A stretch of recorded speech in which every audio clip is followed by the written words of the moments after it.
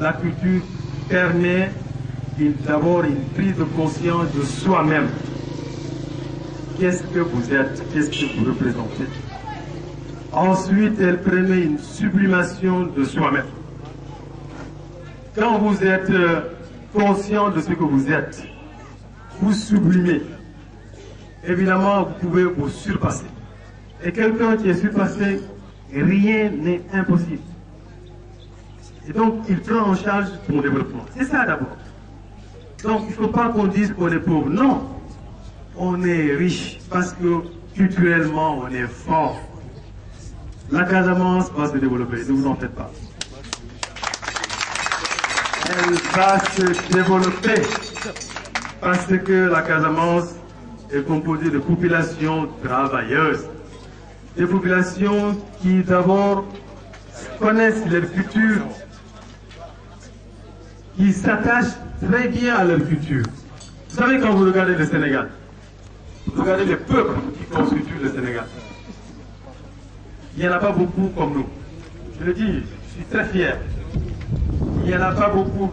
Beaucoup de gens nous envient. Il n'y a pas plus, disons, culturel que le Diola au Sénégal. Ça, il faut quand même que... Je ne dis pas que je ne raconte pas de l'histoire, mais en tout cas, les gens le savent très bien au Sénégal. Donc, il ne faut pas vraiment pleurnicher comme ça. Nous sommes d'abord forts culturellement. Et quand on est fort culturellement, je pense que rien n'est impossible. C'est vrai, on a traversé une crise, mais les passagers, elle va passer. Notre développement, c'est nous, personne d'autre. Il y a évidemment des opportunités dans ce pays.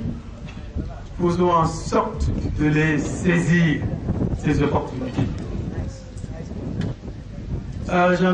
J'ai écouté le président des femmes parler en disant au Lombard Tawadosan, prenez le coup de l'œil. Prenez le coup de l'œil. J'ai dit,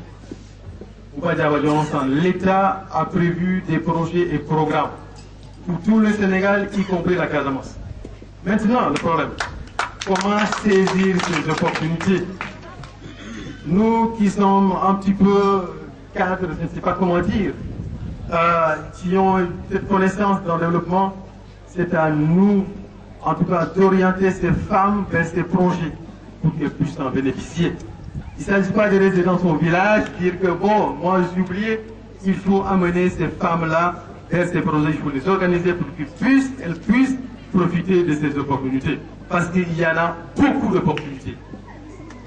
Je le dis parce que quand j'ai été à Wong, je pense qu'on a parlé de ça, j'ai dit bon, ah non, c'est à Pignora, où les femmes ont posé les problèmes de développement. Et pourtant, nous avions à la table un partenaire, un représentant du FONGIP qui a dit, mais nous, personne n'est venu nous voir. Il y a des projets qui sont dirigés même par les fils de la Casamance. Mais les Casamancés ne vont pas vers ces projets et programmes. Alors, et nous voulons nous développer. Et nous voulons faire partie de ce pays.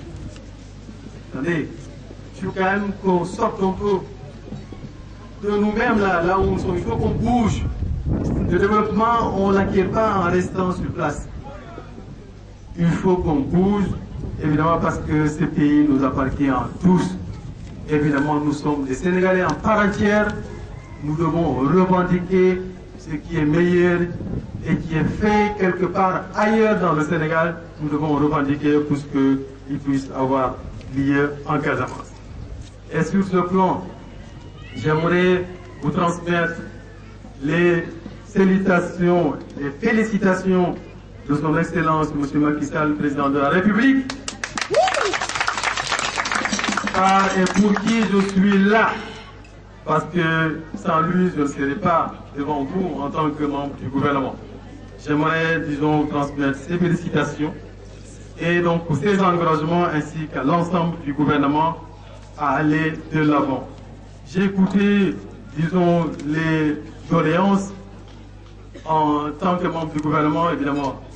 Il y a des questions pour lesquelles je ne suis pas compétent. Ce que je ferai, c'est de transmettre en tout cas les messages, saisir mes collègues dans ce domaine pour qu'on puisse apporter des solutions à vos problèmes. Mais j'ai jeté un regard sur le document que M. Jean Gabin m'a donné, les 5 projets phares d'Afignam, la réfection du quai et de la route qui mène de l'embarcadère au village, la réparation du toit de campement, c'est important, puisque ça vous permet encore de développer le secteur du tourisme.